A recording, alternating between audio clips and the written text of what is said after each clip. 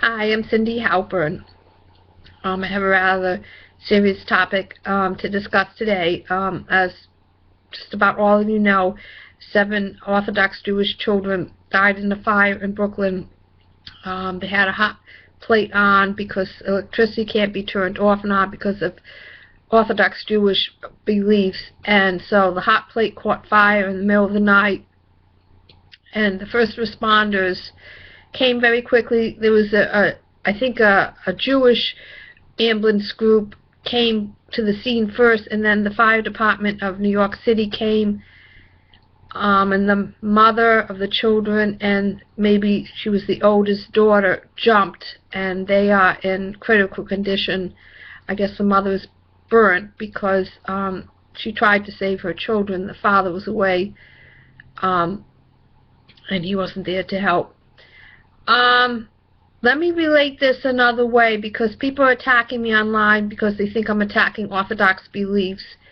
And I did address that slightly by saying that, you know, the Torah and the Bible are sacred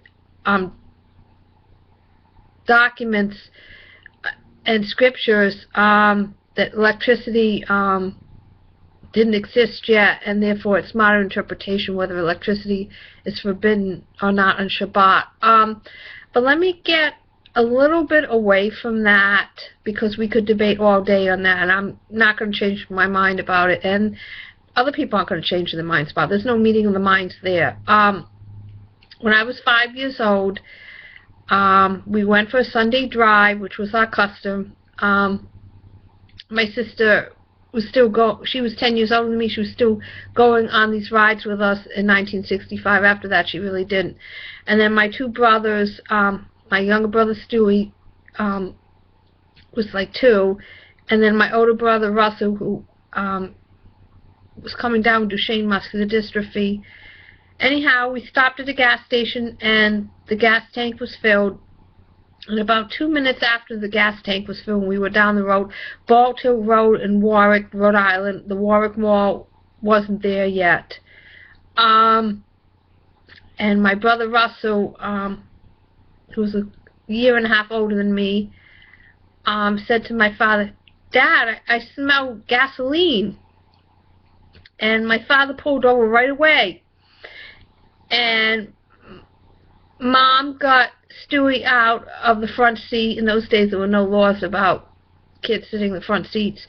So Mom got Stewie out, and my dad went in the back and got Russell out, and my dad said to my sister Neil, who was 10 years older than me, and I was 5 at the time, he said, "Get your sister out."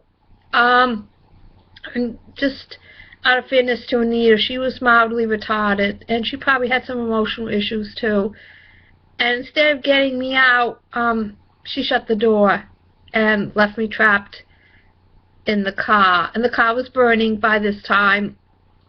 And I remember seeing the bright red flames. I could feel the heat from them. And they were in the front seat, and they were burning up the seat in the front seat. And I was only 5, but I knew that those flames would jump, and I would be burned alive. And the smoke was so heavy and so black, I was blinded. I couldn't see, and my lungs were taking in the smoke.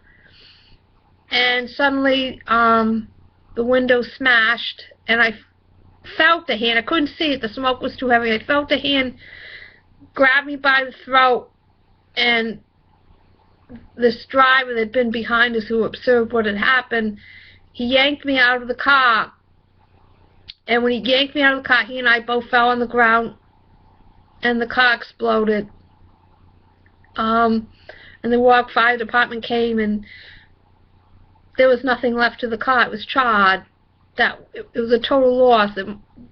I don't know what happened exactly when they pumped the gas, whether my father had a defective gas tank or whether the gas that was put in. I really don't know. I was 5 at the time, and I didn't understand that. What I do remember after that is when they were putting the car out, a neighbor that was in the vicinity of the fire took my whole family into the house I remember sitting on her lap, not my mom's lap, not my dad's lap. I'll be honest with you, I was pretty angry at them. I know Dad told Anita to get me out, and they trusted her to do it, and they shouldn't have.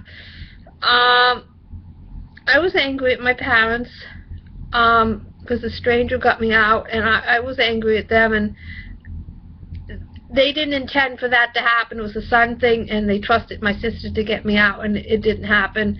And I was left to a stranger. But I came really close to dying. Another minute, and I would have died in that explosion. So I can relate to the 7 children that died in that fire, because I know from reports that at least one of the children called out to the mother to save him. And I know the mother tried. She got burnt trying, so I'm not saying she didn't try. I'm just relating to how those children must have felt, that they couldn't get out, and especially the older ones understood that they were going to die if they couldn't get out. And they just died with those feelings that I had, the smoke, the intense smell, and the burning, and the feeling of suffocating, and feeling like that they didn't get out. So I can relate to them, because it was me in a different scenario of a car fire, not a house fire, but it felt the same, and I can only imagine that they felt the way I had. And for them to have died in such a way because a hot plate was kept on to observe Shabbat is not acceptable. And I'm speaking from the children's point of view. Adults can dispute what I'm saying about Shabbat and all that, but I'm just putting myself in the children's position because of my being in a burning car. So I would ask you to consider my perspective and why I'm so adamant that these practices should not take place anymore. You don't want any more children dying like this. They had a horrible death, believe me. And as a survivor of a car fire, I know.